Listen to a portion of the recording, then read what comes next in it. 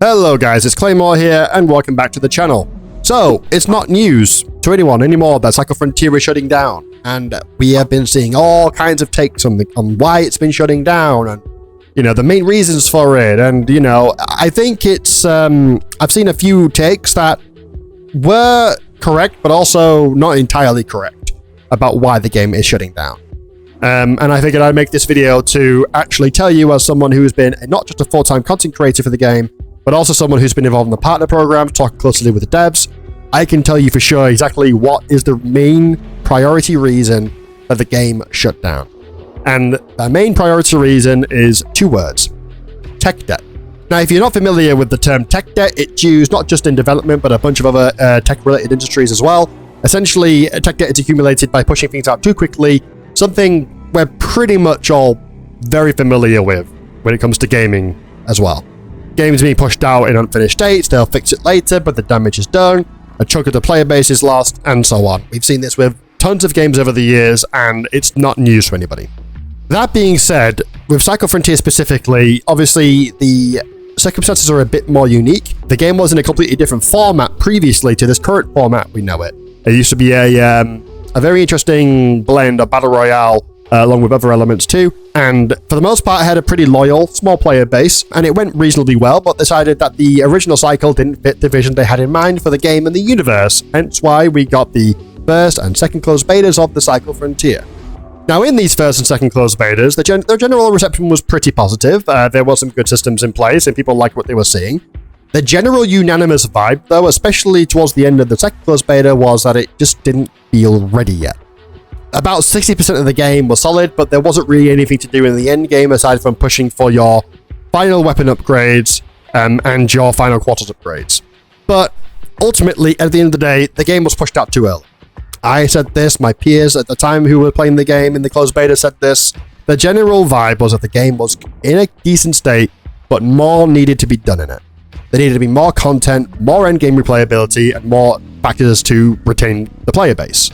But, and I don't know if this was just because of unable to be moved deadlines or whatever, the game came out in Season 1, and yeah, I don't need to tell you exactly what happened in Season 1. And to top all of this off as well, with these problems that were happening in the game currently regarding it being pushed out too early, obviously the biggest thing people talk about is the cheater infestation.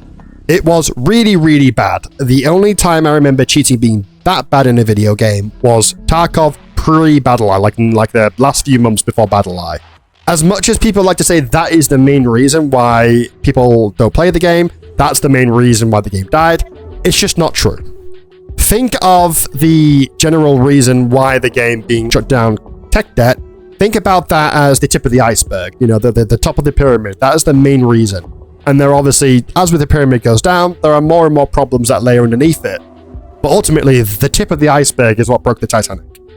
The main issues, obviously cheating included, was the way the MMR worked, where players were running into super geared, super experienced veteran players too much.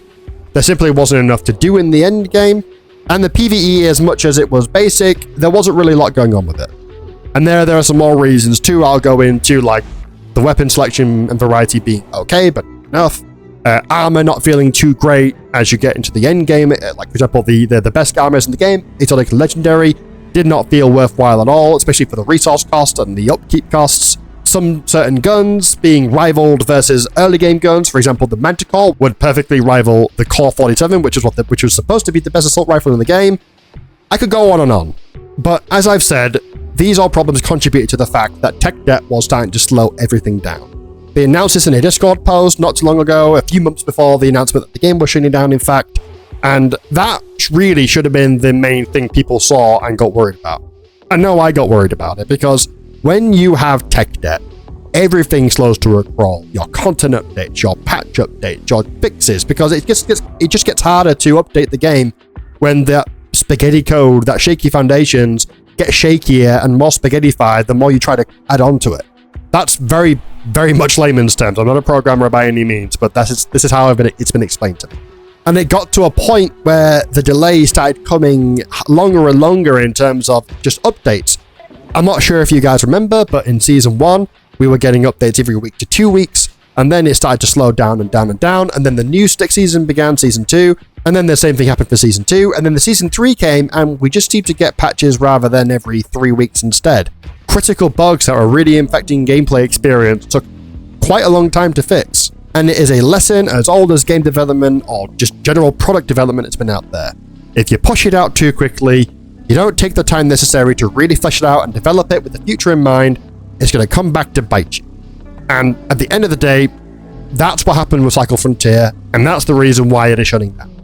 Not because of the cheating only, not because of the MMR only, those are two very critical factors to consider, but that's it.